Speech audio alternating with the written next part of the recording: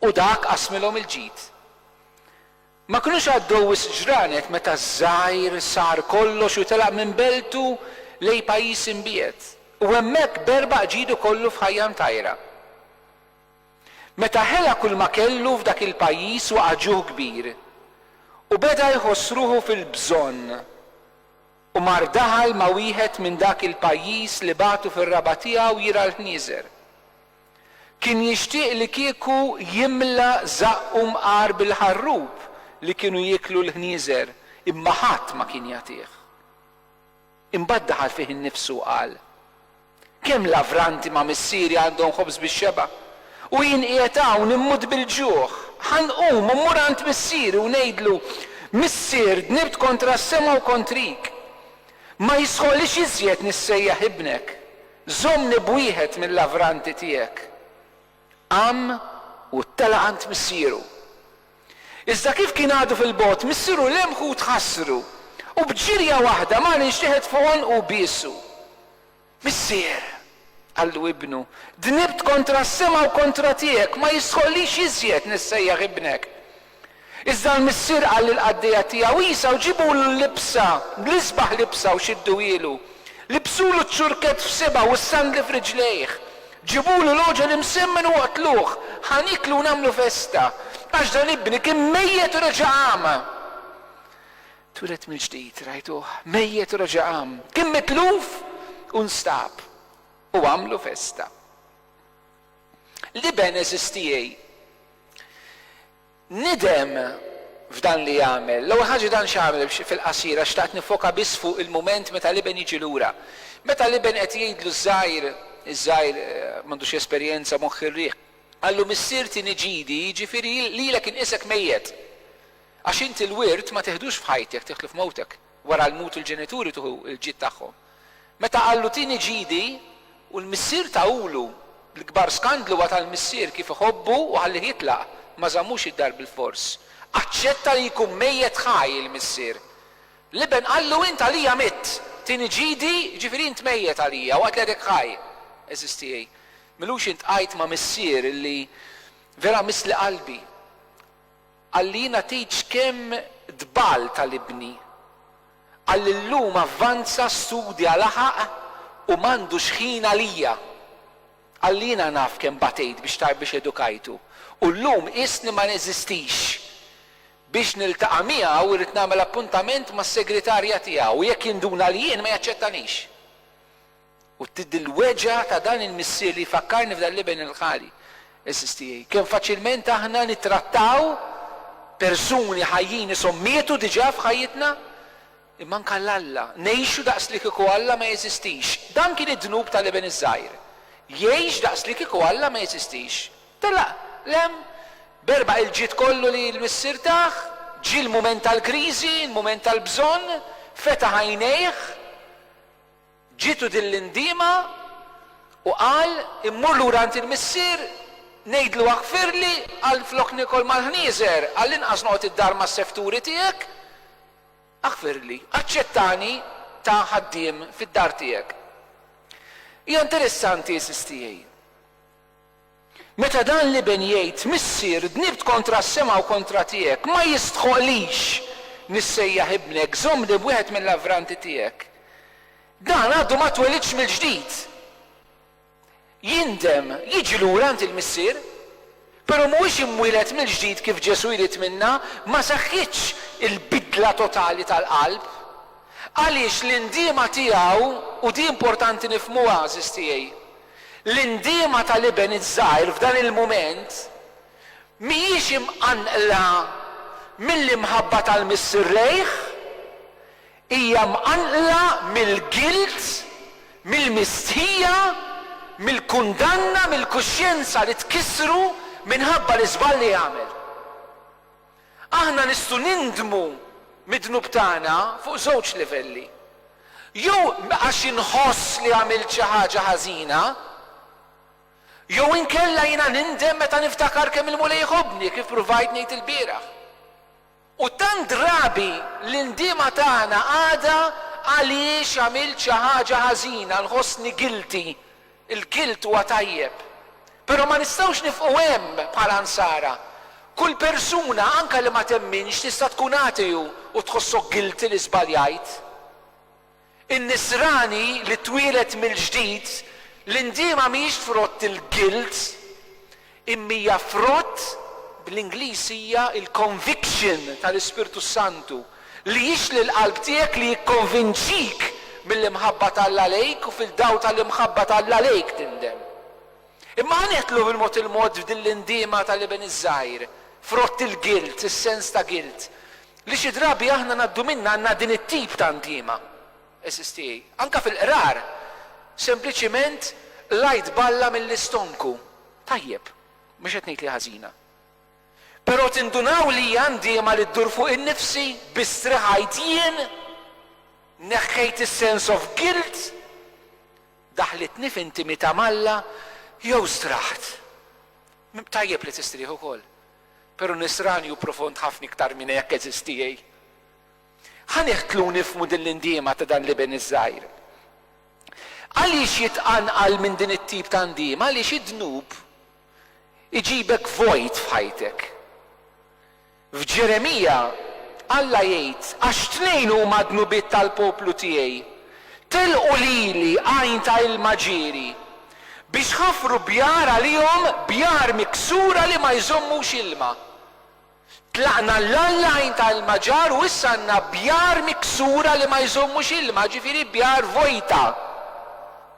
Aħna xi drabi huwa dan il-vojt li jerġa' irreġġana lura. Ma jimpurtax għax Alla jinqeda bih ukoll, dan kollu.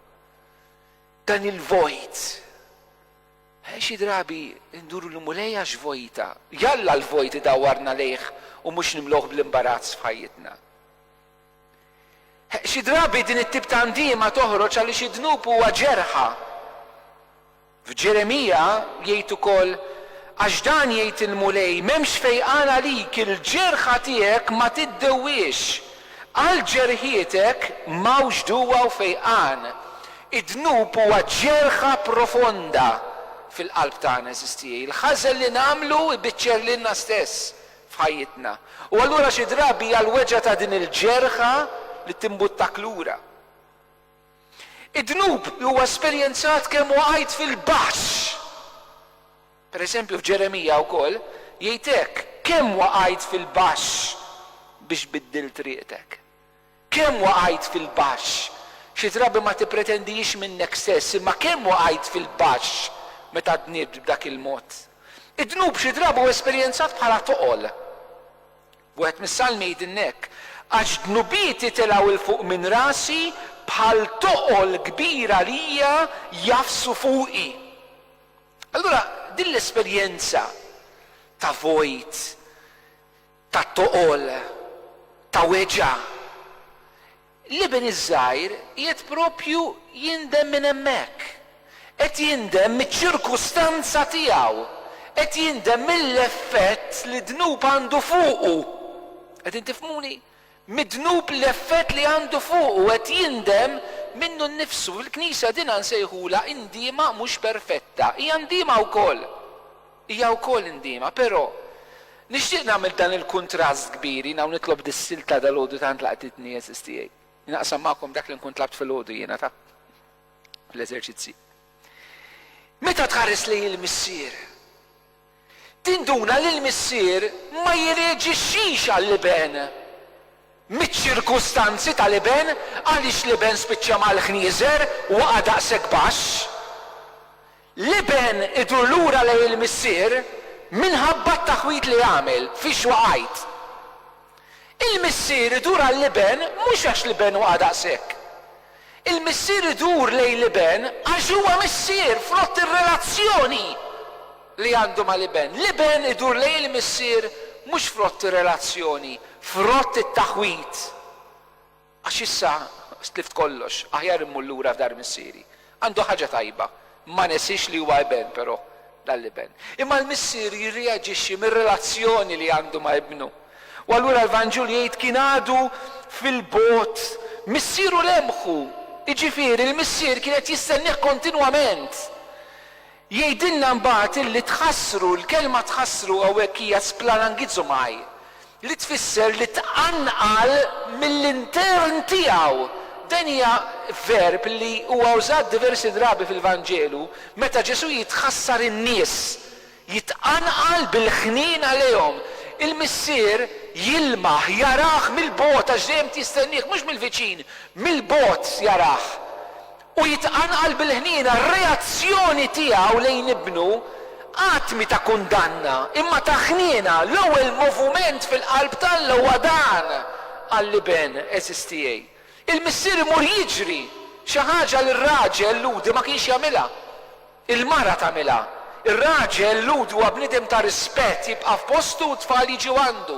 Il-mara tmur għandu ma hekk għandna figura materna Alla li huwa f'dan il-mument SSTA. Joħroġ minn din relazzjoni inxteħet fuq onqu, propjament hija waqa fuq onqu fil-Grik kif inhi espressjoni twila fil-Grik. Waqa donnu l-missier dan ġera li tfixkel u waqa fuq onqu. SSTA. Ara dan kif qed tirreaġixxi mir-relazzjoni. U bisu, il-kelma Grika l-bisu hija katafileo, li hija bowsa mimlija tenerezza u affezzjoni, mhix ġas bowsa. Mimlija tenderness and affection. Hija bowsa qawwija SSTA. Ara kemm hu sabiħ il-missier mhux immexxi mid-dnub tal-liben. Liben immexxi mill-vojt, mid-dnub tiegħu, minn fiex waqajt. Il-missier immexxi minn relazzjoni. U din hija sabiħa SSTA. Għax imbagħad il-missier naraw kif iġib ruħu. Għalulhom ġibulu l-libsa, xiddu ilu. Interessanti li l-liben kif imur għand il-missier jgħidu jiena dnibt, qodni wieħed mill-avranti. Il-missier tafu x'jagħmel? Ma jkellmux. Immaġina kieku inti qed titlob maħfra għal xi ħadd u da ma jkellmikx fuq id-dnub tiegħek, xejn, totalment. Ma jkellmikx fuq id-dnubu. Meta l-liben imur jgħidlu aħfirli, il-missier idawwar wiċċu fuq il-qaddejja u jkellem lilhom. L-liben ma jkellmux. Ma jgħidlu xejn. Ma jkellmux dwar id-dnub tiegħu. Alla għandu ħabta jagħmel di magħna ta'. Pereżempju meta San Pietru, meta Ġesu qam il-mewt u ltaqa' ma' San Pietru mal-Apostli, qatt ma fakkarhom fid-dnub tagħhom. Qatt. Laqas biss insibu miktub li l-Apostli talbu maħfra l-Ġesu. Naqraw il-Vanġelu sew. Fl-ebda mument ma jitolbuh maħfra. U laqas fl-ebda mument ma jfakkarhom. Il-ħarsa tiegħu fuqhom hija biżżejjed, hija tremenda. SSTA meta nieħdlu fil-fond. U interessanti wkoll illi il-missier jgħid il-qaddejja biex ilibsuh, ma jtieħx il-ħwejjeġ jgħidlu lbishom int. Jiġi lura moqdi mill-koxxa. Mhux tal-li urid ikun qaddej. U kif ġiddar isib ruħu mhux il-qaddej dak li jiġi moqdi bil-maqlub tal-li kien inti jaħsebu. Il-loġika alla qalibha ta' taħt fuq.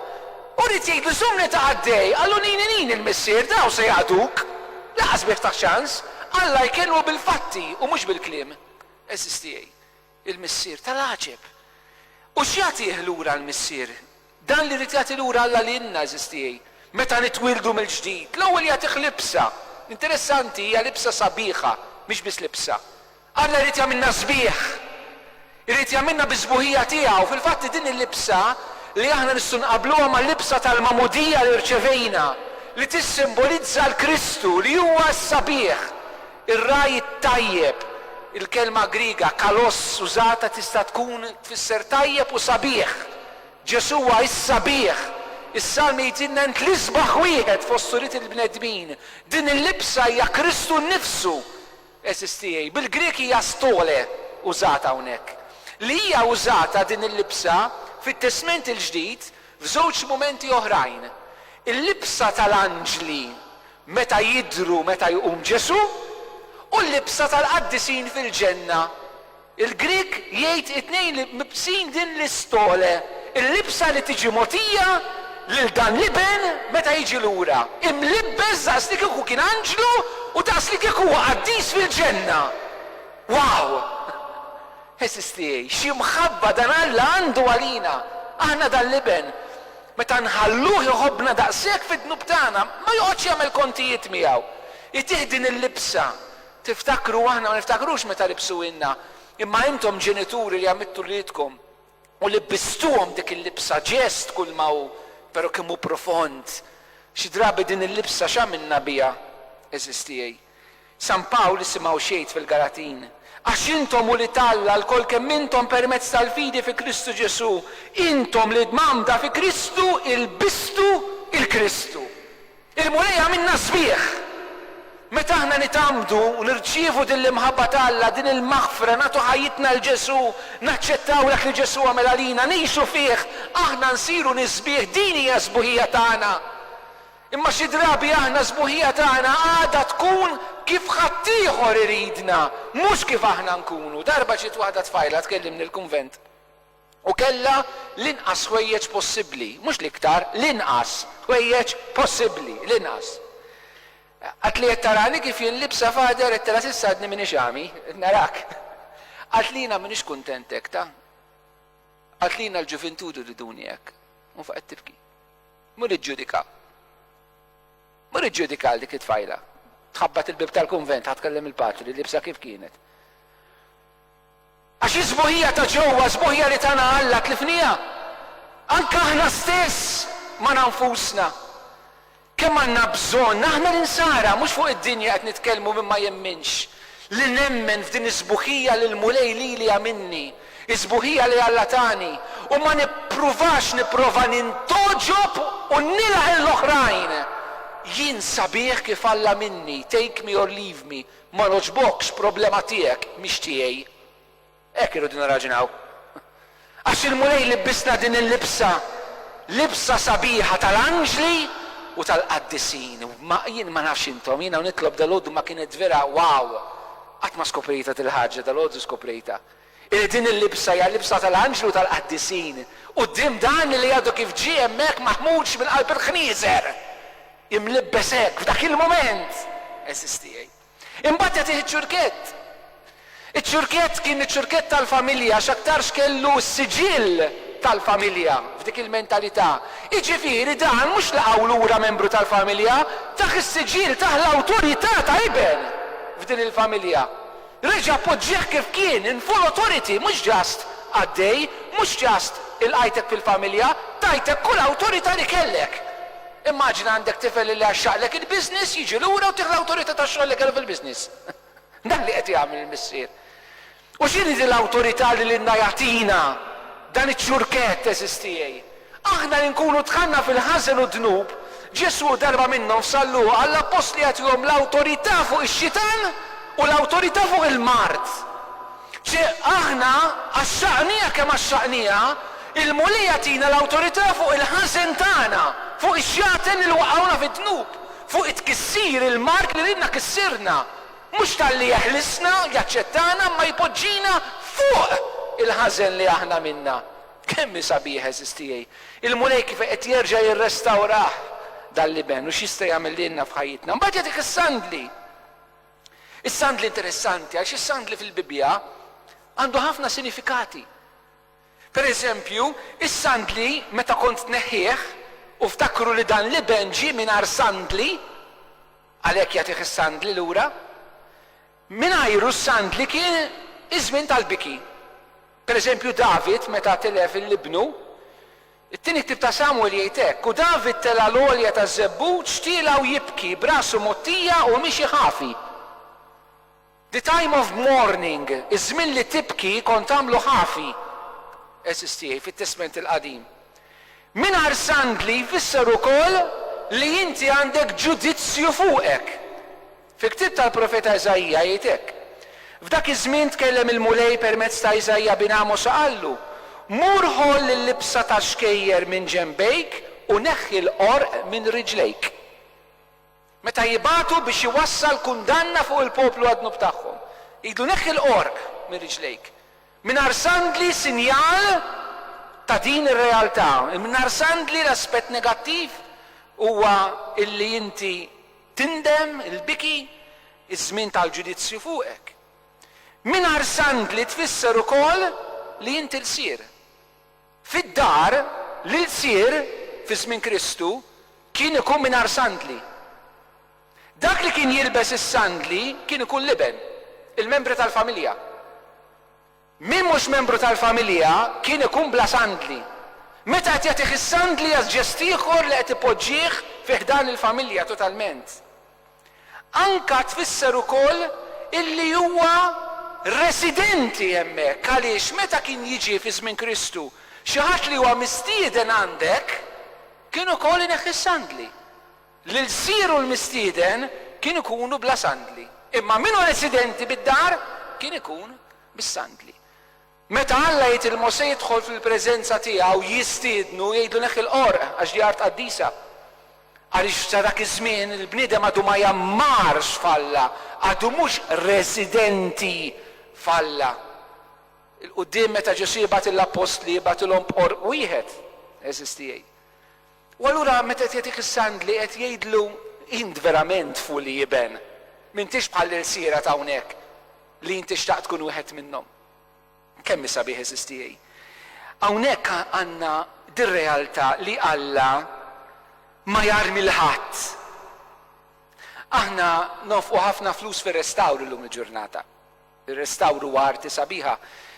Intom milux hawnhekk għawdex irrestawrajtu l-immaġni ta' Pinu. U vera ġiet sabiħa, l-kuluri reġgħu jiddu sbieħ, tgħid fejn kienu qabel dawka. Fejn kienu? Imma meta jsir ir-restawr joħroġ dak li qiegħed hemm imma ttappan matul is-żmien għax għamminnilu ħafna affarijiet fuqu. Propju hawnhekk il-missier dak li qed jagħmel qed jirrestawra l-liben jagħtih id-dinjità kollha li kellu. U r-restawra Alla jagħmlu bid-demm ta' Kristu. Bħal maħna nonfqu il-belli liri fuq ir-restawr, Alla l-missier nefaq l-iktar ħaġa prezzjuża, id-demm ta' Kristu Ġesu. U allura eżistijej, aħna rridnu noqgħodenti illi bħal Alla ma narmu lil ħadd, imma nirrestawraw lil kulħadd eżistijej. Ħadd ma żbalja daqshekk fi żwieġ, fil-familji tagħna, fis-soċjetà, fil-Knisja. Ħadd ma żbalja daqshekk. Tista' tkun papa, kardinal, isqof, saċerdot, djaknu, miżżewweġ lajk impenjat fil-Knisja. Ħadd ma jista' jiżbalja daqshekk li aħna narmuh meta Alla jirrestawra. Għax xi drabi faċilment narmu lil min żbalja. Jiena naħdem il-ħabs. Waħda mill-aktar affarijiet li tweġġa meta tisma' nies jgħidulek itfaħħhom hemm u għarbit ċavetta. Dan is-sens li narmu donnon dawn huma skart u mhux aktar persuni fis-soċjetà tagħna eżistijej. Ħadd għamel x'għamel ma jista' jibqa' kundannat għal omru fil-ħajja. Meta Alla jirrestawrana b'dan il-mod eżistijej. Il-mulejn raw fil-Vanġelu kif irrestawra l-ewwel 12 apparti Ġuda li ma ħallihx għax qata' qalbu minn dar restawr. Id-dispra minn suwiċidju. L-apostli, l-ewwel saċerdoti, l-ewwel isfijiet kollha kellhom bżonn dan ir-restawr. Ġwanni baqa' hemmhekk. Imma l-oħrajn kollha telquh, Pitru ċaħdu u l-oħrajn abbandunawh. Tistgħu tirrealizzaw li l-ewwel saċerdoti isfijiet fil-Knisja kellhom bżonn din l-esperjenza li jiġu restawrati. Eżistijej.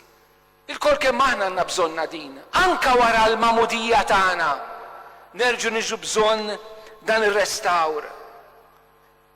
Però nixtieq nagħmel ftit enfasi eżistijej. Fuq ċerta restawr li għandna bżonn. Fid-dnubiet partikolari li aħna nistgħu nagħmlu, forsi waqajna fihom jew le, illi aħna stess xi drabi ma nħallux lil nfusna. Ma naċċettawx il-missier Alla li jiġi jlibbisna u jagħtina din id-dinjità lura ta' wlied u nibqgħu l-sira. Dnubiet pereżempju li jħallu gilt tremenda anke wara ħafna snin ġi drabi. Pereżempju minn ġenituri. Meta jagħtu eżempju ħażin huma stess l-uliedhom. Ġieli ntqajt ma' sitwazzjonijiet ta' min jgħidlek weġa' għandi f'qalbi fader li kont jien illi qabbadt l-uliedi jidaw għax jien tajthom dan l-eżempju ħażin u llum nibża ninsekkithom għax jgħiduli mhux inti pa u tibqalek ġerħa hemmhekk l-iskandu li tajt l-uliedek int. Jiena f'ċirkustanzi fejn huma l-ġenituri li jgħallmu l-uliedhom kif jisirqu. Darba tqajt ma' waħda prostituta li kienet omma li għabdi ta' triq tal-prostituzzjoni. Feta ta' 8 snin ma jitwemnux dawn l-affarijiet eżistijaj. Qasada taf x'inhuma l-affarijiet tal-ħajja. Aħseb wara ġibilha l-irġiel id-dar. Tgħidu li aħna maħniex b'din il-gravità. Imma l-koll fil-familja faċilment nistgħu nagħtu xi tip ta' skandli. Jekk mhumiex gravi daqshekk, meta l-ġenituri jxewxu l-luliet kontra xulxin. Jiena ngħidlek kontra l-mami, inti tgħidlek kontra d-dadi. Il-missier jgħid kontra l-mara ma' tfal, il-mara tgħid kontra l-raġel ma' tfal. Mbagħad it-tfal jitilgħu b'dil-mibeda u tħares lura fil-ħajja tgħid kieku għalaqt ħalqi kemm kien ikun aħjar. U ċerti affarijiet ma tirranġhomx mill-ewwel. Il-guilt li ċerti ġenituri jibqgħu jħossu eżistijaj illi jagħmlu preferenzi bejn l-aħwa u issa ġildu lill-aħwa bejniethom minħabba l-preferenzi li saru. Meta ġenituri għax jisseparaw jiddivorzjaw jagħmlu ballun minn uliedhom anke fil-qrati jinqdew bihom. Din il-guilt li tibqa' mbagħad għax meta tkun fiha ma tarax. Imma meta jgħaddi żmien u l-ilma joqgħod jibdu ġejjin lura. L-istess eżisti ċerta guilt ma' nies li ntqajt li jibqgħu jġorruha f'ħajjithom. Fejn jidħol adulterju.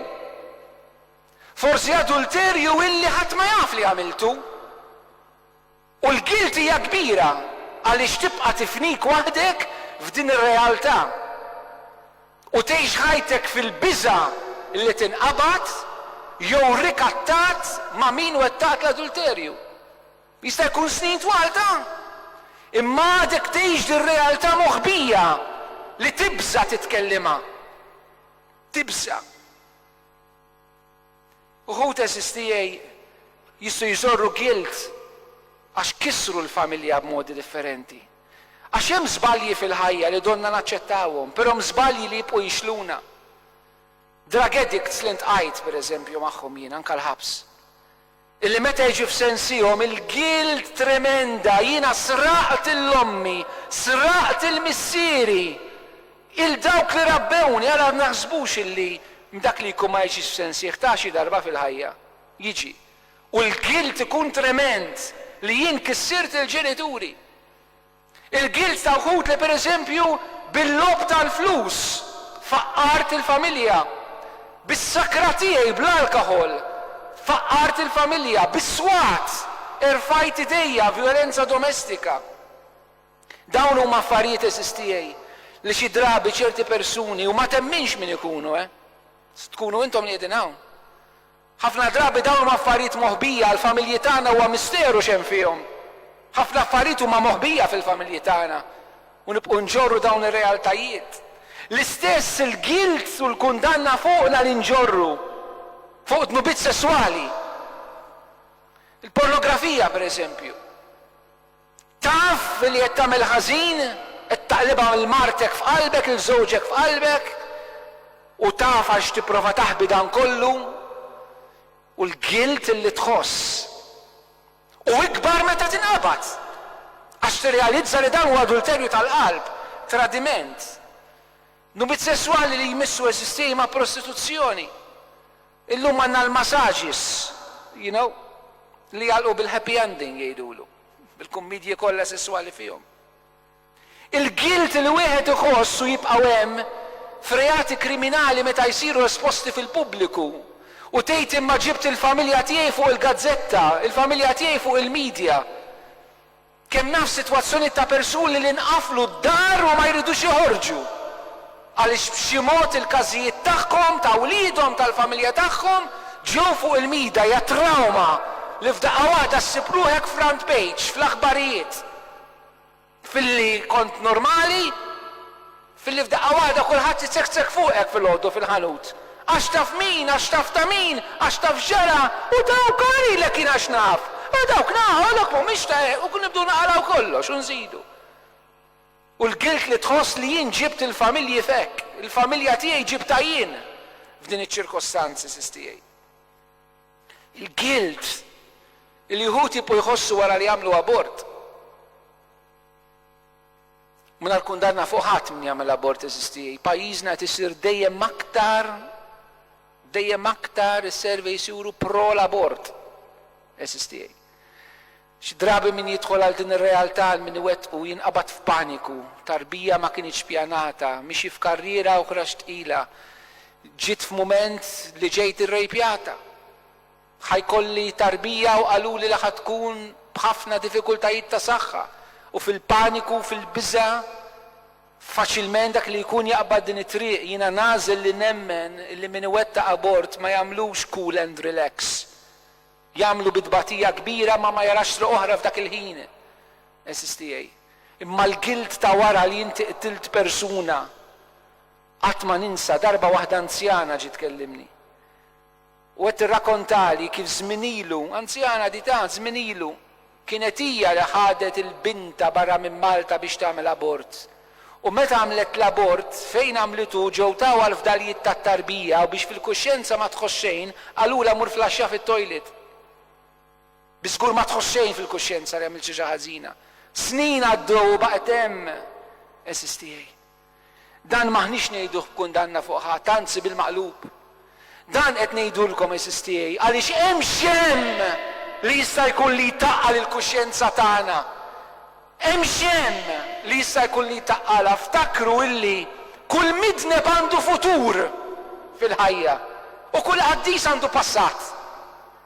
Kull midneb għandu futur, kull midneb għandu ċans isir qaddis u kull qaddis għandu l-passat ta' dnubit tiegħu, il-Madonna biss mhix hekk. Imma l-pija sisti il-kol kemm aħna. Tista' tkun il-Papa, l-Isqof, mal-Kappellan, ma nafx min, kol kemm aħna. Eżisti, għandna passat fil-ħajja tagħna. U l-ewwel insara ma kinux jistħu. Għaliex meta inti titwieled mill-ġdid, ma tibqax tistħi mill-passat tiegħek. Meta titwieled mill-ġdid fi Kristu, il-kundanna tilgħet minn fuqek. Issir liberu quddiem l-iżbalji tiegħek. Pereżempju, ħudu San Pawl, meta jikteb il-Korintin, b'libertà jiktbilhom x'kienu qabel ma tamdu. Jgħidulhom ma tafux li l-inġusti ma jirtux is-saltna talla, la titqarqux, la żinja, la l-idolatri, la l-adulteri, la l-ħallelin, la r-rejba, la skaren, la l-qassisa daw li qogħdu jitjeksku fuq in-nies, la l-ħattafa ma jirtu s-saltna talla. Dik tista' tgħid għall-oħrajn, imma ra xejn Pawlu. U minn dawn kienu xi wħud minnkom. Daw kienu l-ewwel insara, għamlu dan il-passaġġ imma twildu mill-ġdid. Però Pawlu jista' jgħidek għax jgħidha fuq ukoll din il-ħaġa. Pawlu meta jikteb il-Timotju fl-ewwel ittra, issimgħu kif jindirizza lilu nnifsu bellezza, araw bniedem twieled mill-ġdid ma jibżax aktar mill-passat tiegħu. Nisikħar lil Alla jgħid San Pawl. Il-Kristu sidna li tani l-qawwa għal dan ix-xogħol, ġifieri li jxandar il-Vanġelu, u derlu li kienet tistħoq lill-fiduċja tiegħu. U għamilni ministru tiegħu, lili, issa semgħu se jgħid, li qabel kont daj, persekutur, żebliħi tiegħu. Hekk jiddefinixxi lilu nnifsu Pawlu, jiktibha jien kont daj, persekutur u żebliħi tiegħu. Iżda sibt il-ħniena. Għax dak li għamiltu bla ma kont naf kif kont għadni bla fidi. Anzi li l-grazzja ta' sidna kienet motija bil-kotra fl-imkien mal-fidi u l-imħabba li fi Kristu Ġesu. Din hija kelma ta' min jemmina u jilqaħħal kollox. Li Kristu Ġesu ġi fid-dinja biex isalva l-midinbin u fosthom li l-ewwel wieħed. Iżda jien minħabba fek sibt il-ħniena biex bija bħal l-ewwel wieħed Kristu juri s-sabar kollu tiegħu b'eżempju għal dawk li kienet tridu jemmnu fih biex ikollhom il-ħajja ta' dejjem. Jili l-ewwel wieħed jgħid Pawlu, l-ewwel fid-dnubiet. Imma sibt il-ħniena. Araw x'libertà għandu eżistijaj, mhux li kien aħna, mhux għalli ma nibqgħux il-sira, insiru ħilsa anke mill-passat tagħna. Il-passat ma jibqax xi ħaġa li trid taħrab minnu, imma l-passat isir strument biex inti xandar il-Ġesu Kristu fil-ħajja tiegħek.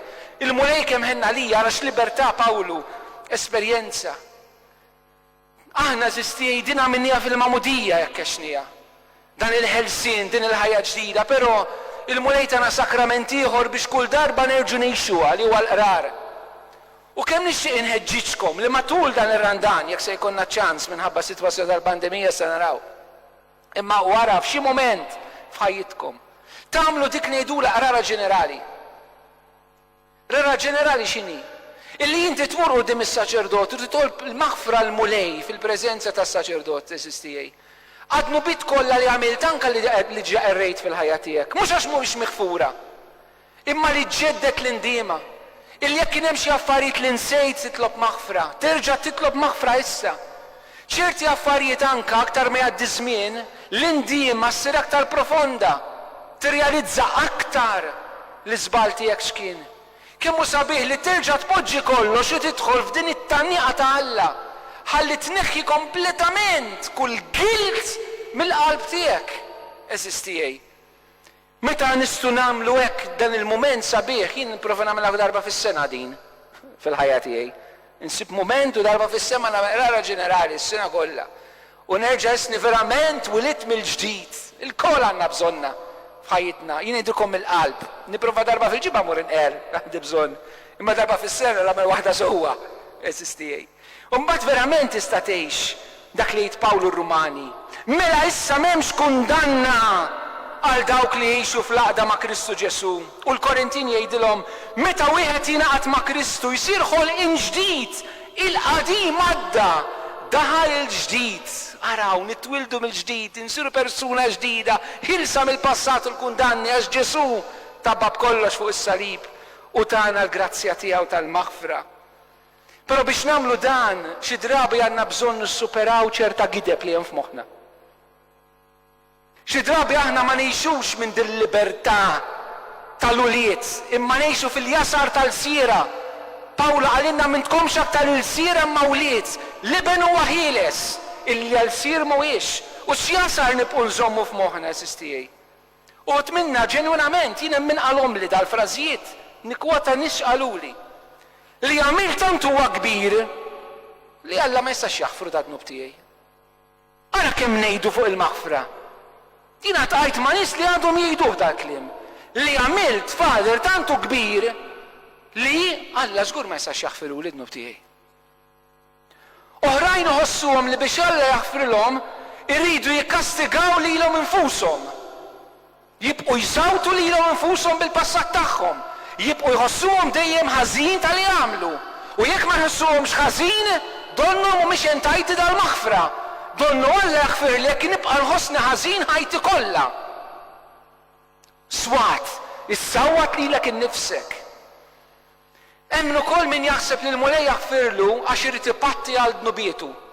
Impatti għal li għamilt, qalbi Ġesu patta dnubiet tagħna fuq is-salib. U għamilat pattija l-vera fuq is-salib. Aħna kif qatt nistgħu mpattu għan-nuqqasijiet tagħna. Nistgħu nħobbu nimlew il-vojt li ħallejna, etc. Ma xi tpattija tista' tagħmel quddiem ċerti ċirkustanzi. Il-mulej mhux qed jistenna l-impattu għadnu bit-tagħna. Meta nirraġunaw hekk, jiġifieri l-maħfra mhijiex b'xejn, il-maħfra rid nixtriha. Nixtriha bit-tpattija tiegħi, nixtriha bil-kastik li nagħti fuq innifsi. Għadni ma sirx ben. Irrid inkun maħfur u nibqa' nsir ta' dil-mentalità żbaljata. Oħrajn jaħsbu li għadni mbagħad il-konsegwenzi ta' dnubi. Mela Alla ma ħafirlix. Alla jaħfir id-dnub, imma l-konsegwenzi hemmhekk jibqgħu. Jiena qtilt il xi ħadd u mur inqeri u la jaħfirli, ma qtilt mhux ħajqum mill-mewt. Il-konsegwenzi ta' dnub hemm jibqgħu. U hemm affarijiet fuqna. Jekk jiena rrovinajt il-familti bidroga, ċerti konsegwenzi ħajibqgħu hemm u ħanibqa' narhom. Jekk wettaqt adulterju ċerti konsegwenzi ħajibqgħu. Imma ma jfissirx li għax hemm il-konsegwenzi jiena m'iniex maħfur. Eżistijej. Oħrajn jgħidulek Fader jien ma nista' naħfer qatt li lin-nifsi. B'xi mod jaċċettaw li Alla jaħfrilhom imma ma jaħfrux huma lilhom infushom. Huma jżommu l-kundanna fuqhom. Ġesu eżistijej, irridu nitgħallmu naħfru lil nfusna bl-istess maħfra li Alla tagħna. Jekk il-mulej ħafirlek min intint biċċa bniedem biex ma taħfirx lilek innifsek. Xi drabi imbagħad neħlu minħabba l-passat. F'ċerta età donnu l-passat jibda jiġi. Meta nsiru anzjani tiskanta, xkilt il-bira ma tiftakarx. Imma x'ġara 50 sena ilu jibda jiġi ċar quddiem għajnejk. bil-lejl ma tistax torqod, timbrat nofs ta' kelma, xena fuq it-television, u tibda tiftakar anka fi żballi li għamilt milux ġi wieħed, għalli realizzajt kemm għamilt żbalji fil-bluwa jiena, Fader, u dak iż-żmien ma kontx narhom hekk. Għalli llum ngħid kemm kont iblaħ. Meta tiftakar fid-dnubiet tal-passat tiegħek, fakkar lilek innifsek kemm Alla ħenna lik u mhux fid-dnubiet tal-passat. Meta x-xitan joqgħod jiġi attakkat bid-dnub tal-passat tiegħek, ix-xitan fakru f'Ġesu x'għamel fuq is-salib u werru għax hemmhekk rebaħlu eżistijaj. Meta n-nies ifakruk fil-passat tiegħek, meta n-nies ifakruk fil-passat tiegħek, fakkarhom li int iben maħbub għax ċerti persuni hekk. Darba ltqajt ma' sitwazzjoni l-ħabs ta' żagħżugħ illi ħawat. U mhux ħawat ftit, ħawat ħafna. U dan beda jipprova jirranġa. Kull darba li jipprova jirranġa, hekk imsejħa ex ħbieb, kienu jaqbdu il-każ tiegħu li kien fuq il-gazzetti u jerġgħu jixxerjaw fuq Facebook. U inti taraħ qisu seħ dakinhar jekk ma toqgħodx tagħti każ id-data meta nkiteb l-artiklu. Kif jaraw jirranġa fuq il-Facebook dejjem jaqrawlu l-passat tiegħu. Mhux darba u tnejn, ta' 5 snin storja bqgħet għaddejjek. U dejjem jaqta' qalbu. B'dan iktar mod salvaġġ, nuqqas ta' karità tremenda. Però din nagħmluha. Nibqgħu nfakru n-nies fil-passat tagħhom u ma nagħtuhomx ċans li jirranġaw fil-ħajja. U faċli tagħmilha fuq ħadd ieħor imma meta tiġri fuqek hija tal-biża'. Tħossok entrapped maqful f'din it-tip ta' soċjetà li xi drabi wħud jaħsbu li s-suwiċidju se joħlishom. U nsiru l-siera, xi drabi nżommu l-xulxin il-siera. Tista' tkun anke fi żwieġ, ngħidlek ħfirdlek imma mbagħad every now and then nibda naqralek kollox u l-ħama kollu ta' dak li ġara, ta' dak li għamilt li ta' dak li għamilna l-xulxin ma nafx kull kemm, donnu xkultant irid nagħmlu rewind f'dan l-imberek passat tagħna, ejjew nfakru l-nfusna jiena midneb imma midneb maħbub. Aħna maħniex midinbin l-insara, aħna li twilidna mill-ġdid midinbin maħbuba. Madre Teresa kienet tgħid tmur tqerr midneb mimlidnubiet u toħroġ midneb bla dnubiet, imma midneb tħaltu midneb toħroġ. Id-differenza li issa ħriġt midneb maħbub. Meta n-nies ifakruk, iċ-ċirkustanzi jfakruk il-passat tiegħek, ejt jien midneb maħbub eżistijaj. Kemm nixtieqkom illi bħala tifkira ta' dawn l-eżerċizzi, forsi meta l-sitwazzjoni tikkalma, tmorru għand il-kappillan u tolbuh ċertifikat tal-mamudija tagħkom. Tafu meta tagħmittu intom. Tafu għad-data tal-mamudija. Għaċert li ftit minnkom tafuha. Nagħmlu show of hands. Kemm minnkom tafu d-data meta tagħmittu ollu jdejkom. 1, 2, 3, 4, 5, 6, 7, 8. 8 jafu d-data meta tagħmlu eżistijaj. Morru tolbu l-kappillan u mhux biex ikolkom ċertifikat, imma tkunu tafu d-data meta jiena dħalt aċċettajt il-ġenituri aċċettaw għalija dil-imħabba eżistijaj. U din id-data immarkawha bid-data tal-lum. L-lum qed tażluha intom mod konxu li tgħaddu minn dir-realtà. U ħawwattu kemm ħawwattu, għaxxaqtu kemm għaxxaqtuha. Għandkom dejjem post fil-qalb ta' l-eżistijaj u għandkom dejjem post fil-qalb tagħna s-saċerdoti. Ħajjitna jatakom, qalbna jalikom. Nitkellem għalija mażgur għal-ħut is-saċerdoti kollha, mill-iktar affiġa huwa li privileġġjat għalina eżistijaj. U jekk ma tkomx fejn tmorru, sibu qalb ta' serġot li verament iħobbkom. Jinnejt għalija eżistijaj waħda mill-kliem li Ġesu qal li torok li qalbi meta Ġesu jgħid min jiġi għandi ma nkeċċiħx il-barra. Il-qalb tagħna s-saċerdoti hija hekk ma nistgħu nkeċċu l-ħadd il-barra jaqqas jekk naf kif ħadd titlaq minnha waħd iżbalja u ħadd terġa' tagħmilha. Ma nista' qatt tinkeċċik il-barra minn qalbni għax qalbna kif jgħid Pawlu ngħid lilkom inħobbkom bil-qalb ta' Ġesu eżistijaj. U nixtieq nilqakom ma' persuna li dak li jedna daw it-3 ijiem, inkluż li qed ngħid issa, mhuwiex paroli, ma għexu. Mhux l-ewwel darba li ġie hawnhekk fostkom, bħalissa qed fostkom hawnhekk, nixtieq Raymond qiegħed hawn. Jitla daqsxejn ftit hawnhekk u nagħlqu daw l-eżerċizzi bl-esperjenza tiegħu. L-esperjenza tiegħu ejja ċaqla. L-esperjenza tiegħu ta' kif fl-iżbalji tiegħu, fid-dnub tiegħu, fit-taħwit tiegħu, fid-dbatijiet tiegħu, iltaqa' verament ma' dan Ġesu, twilet mill-ġdid u għadda minn din l-esperjenza.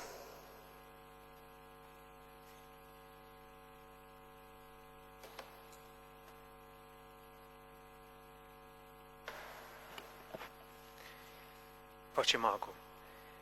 3 snin ilu meta ġejna l-ewwel darba jiena u Chris, l-arċipriet kien introduċina magħkom u l-kliem li konna nednilkom kien għandna nar kbir jaqbad f'qalbna u nixtiequ naqsmuh magħkom u propju dan hu n-nar. Il-maħfra ta' Alla u l-imħabba tiegħu. Teta żgħira jiena ġejt abbużat sesswalment. U dal-abbuż Stefani fil-kurzità tal-pornografija. Il-pornografija li daħlitni iktar fil-font li dak li bdejt nara bdejt nipprattikah. Li ma realizzajtx kien li kont għadni minix preparat għal konsegwenzi li jistgħu jinħolqu permezz tal-pornografija u l-atti sesswali. U dan ġara meta f'waqt ta' mument ma tfajla minnhom ġiet u qalt li hija pregnant. Il-biża tal-karattru tiegħi ħareġ hemmhekk, ma kontx lest nerfa' r-responsabbiltà. U r-responsabbiltà wassalni biex inħejji triq ħalli kont ħatta sqallija minn Malta kien irranġali tabib u morna u għamilna abort. Għalija kien ħelsien ta' xi ħaġa li ma rridx jew kont għadni mhux preparat biex nerfa'. Li ġara kien li l-abort tefani ġo sqaq li ma stajx noħroġ minnu. U dan is-sqaq kien dlam u vojt fil-ħajja tiegħi. Sibt ħafna biex naħrab mill-ħajja permezz tax-xogħol, kont inqatta' sija twal ta' xogħol biex nagħmel il-flus minn għalija biex neħles dak li kont għaddejt minnu. F'mument minnhom kont iltqajt ma' Joanne li konna żżewwiġna l-mara tiegħi, però qatt ma stqarrejt magħha id-dnub tal-abort. Il-konsegwenza kien li wara sena u nofs konna qegħdin diġà nippreparaw biex niddivorzjaw għax ma bdix tifhem lili u jien ma rridx inbiddel il-ħajja tiegħi. Ibdiet taħseb li hemm konsegwenzi u laqatni ma' ħafna psikologi, persuni professjonali u dejjem labtom kif ridt, dejjem labtom bid-diskors għax ma rridx l-indiema. Ġara li il-kunjata dak iż-żmien għax it-talb tal-ġenituri wassal għal biex l-uliet jerġgħu lura kienet labet karta u l-tatna passaġġ biex immorru pellegrinaġġ. Meta l-mara tiegħi marret lura tgħix għand omma għax dak iż-żmien hekk kien, jiena bdejt inħoss il-vojt li din it-tfajla li jiena nħobb u li llum iżżewwiġt, jiena xtaqt li ngħix ħajti magħha, imma ma stajtx għax moħħi ma rridx jinbidel. Aċċettajt li mmur dan il-pellegrinaġġ. U waqt il qabel morna l-pellegrinaġġ kien hemm saċerdot li beda jkellimna biex nippreparaw u quddiem il-barka tiegħu ġo fija beda iqum disturbance qawwi. Ix-xitan, l-ispirtu ħażin ġo fija ma bedex joqgħod bi kwiet. U hemmhekk indunajt li kelli bżonn inqer. U mort errejt għand dan is-saċerdot. U l-qrara li għamilt kienet sempliċement id-dnub tal-abort. Kif errejt li jien għamilt abort, dak il-ħin ġo fija ħassejt ħirġa toqol kbir minn ġewwa fija, imma fl-istess waqt dieħla mħabba profonda li għamilt fuq satejn nibki. Nibki bil-ferħ, nibki ma nafx għal xiex, imma nibki. Sal-punt li s-saċerdot beda jibki miegħi bil-ferħ. U ħriġt minn hemmhekk u għamilt 3 snin qisni ngħix fl-arja. Ngħix fl-arja bl-imħabba profonda li jien rċevejt mingħajr ma naf minn fejn ġiet. U kien dak il-mument li f'dak il-perjodu il-mara bdiet tara li jiena ħajti bdiet tinbidel u reġgħet ġiet lura d-dar. Għax il-proċess tas-separazzjoni kien għadu ma bedix. Konna qed naħsbu ma kien għadu ma bedix. U hemmhekk bdejt ninvolvi ruħi fl-attivitajiet tal-Knisja, tal-prayer groups, għax dik l-imħabba ma rridx nitlifha. Ġara, il-mara tiegħi kienet twildet konsegwenza ta' kondizzjoni cystic fibrosis, hija marda fil-pulmun, u iżjed ma beda dieħel iż-żmien ġew hemm bdiet timrat sal-punt li kellha titla' l-Ingilterra, għax l-Ingilterra biss setgħu jispeċjalizzaw fuq dil-kundizzjoni tal-marda. U hemmhekk iltqajt ma' falliment f'ħajti ieħor. Akkost li jiena kont errejt u bdejt naħdem fl-impenji tal-Knisja, jiena bdejt nistaqsi dini l-imħabba ta' Alla li għax terġa' lura fit-triq tiegħu. Issa mardet il-mara tiegħi, issa l-mara tiegħi qiegħda b'marda terminali, propju din hi l-imħabba li jsemmu l-saċerdoti mill-ġewwa l-Vanġelu. U hemmhekk kelli bżonn, għaraft li kelli bżonn gwida ta' saċerdot. Saċerdot għaref li miegħu bdejt naqsam kull ċirkostanza li jiena bdejt ngħaddi minnhom biex jigwidani dak li kien ġej minn Alla u dak li ma kienx ġej minn Alla. U hemmhekk stajt nifhem li dak il-proċess kien ta' fejqan aktar profond għalija. Id-dnub tal-abort, akkost li Alla ħafir li permess tas-saċerdot, stajt nifhmu meta qudiem għajnejja bdejt nara l-Ġowen tmut. Meta Ġowen bdiet tifga fid-dem tagħha li beda tilha mill-pulmun, hemmhekk stajt nifhem li t-tarbija li jiena qtilt kienet l-istess mument li jiena qed nara l-marti tmut, nipprova ngħinha ma nafx kif sejjaħt in-nurses għamlu li riedu li setgħu imma xorta Ġowen għaddiet għall-ħajja ta' dejjem u hemmhekk stajt nifhem it-tarbija innoċenti li l-bniedem imur biex joqtolha tkun fl-istess sajjat ġol-ġuf ta' u ma jkollix għajnuna oħra.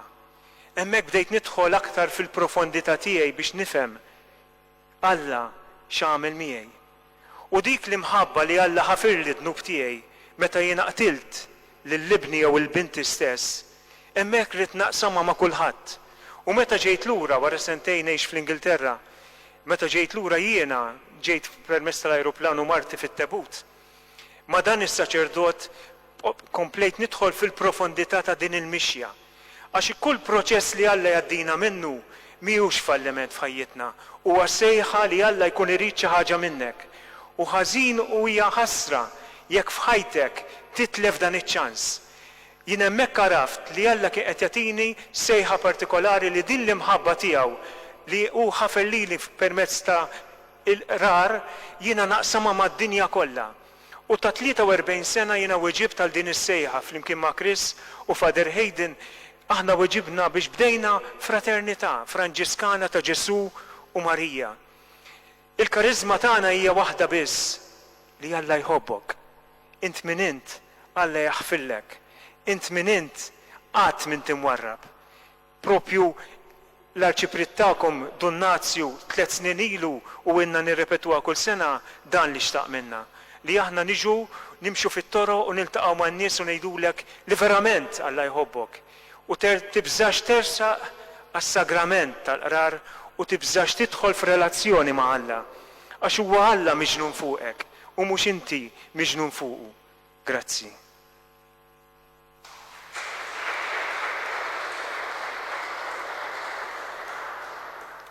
Esistieden huwa Ġesu ħaj fostna. Dak kollu li għedna daw 3 ijiem, mulejt għana persuna biex narahu li jiġri. U dan ma ġarax fil-Bibja 2000 sena ilu, ma fi żminijietna. U dak li ġara, dak li Ġesu għamel f'Huna Raymond, jista' jagħmlu fija, jista' jagħmlu fikom, jista' jagħmlu fulietkom. Esistijaj, il-ħabs nintaqa' ma' tant sitwazzjonijiet illi jkunu ħawdu meta din waħedhom fiċ-ċella jmorru lura li tawhom il-ġenituri. Ġenituri xi drabi tħossukom tasqu fl-ilma. Darba wieħed qalli Father Hayden iċ-Ċiniżi jisiraw ir-ros fl-ilma u jitla'. Iċċekkjajt fuq l-internet u vera. Jekk tħossok tażaq fl-ilma Alla xorta jista' jaħdem. Esistijaj, taqtaw qalbkom minn ħadd għaliex Ġesu ma qata' qalbu minn ħadd. Il-paċi magħkom u kunu mberkin. Glorja għall-Missier u lill-Liben u lill-Ispiritu Santu.